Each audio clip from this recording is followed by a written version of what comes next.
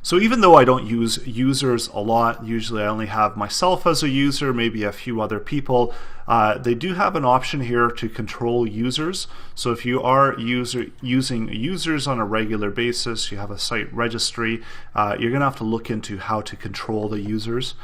So this gives you a quick access to see all the different users and update information on the users, see emails, and so on. And there's also a number of really good plugins if you want to export all of your users and so on.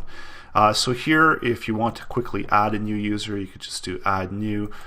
You can check out the profile, so my current profile. So if I actually want to have a different color scheme when I log in, I can change that here, see what that looks like. And another good thing, WordPress, as always, you immediately see what it's going to look like. You want to enable keyboard shortcuts for moderation. So if you get used to your keyboard shortcuts, contact information, bio, and so on. So some of this stuff is actually going to be used within various widgets and plugins.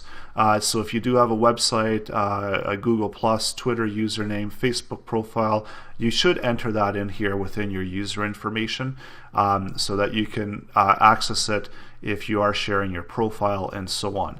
So sometimes it can come in useful, and if you're not actually actively using it on your WordPress site itself, you might also find it useful as a place to reserve certain information about your account. So here we've got your Yoast settings as well. So Yoast has added in some additional stuff in here, and also so we can see all the users, edit, update them, update image, navigator avatars as well, and so on. Change roles, so we got a bunch of roles already within by default in WordPress, and we can change the role of any of the users. So if you want to give someone temporary access or just authoring access, you can do that in this interface as well.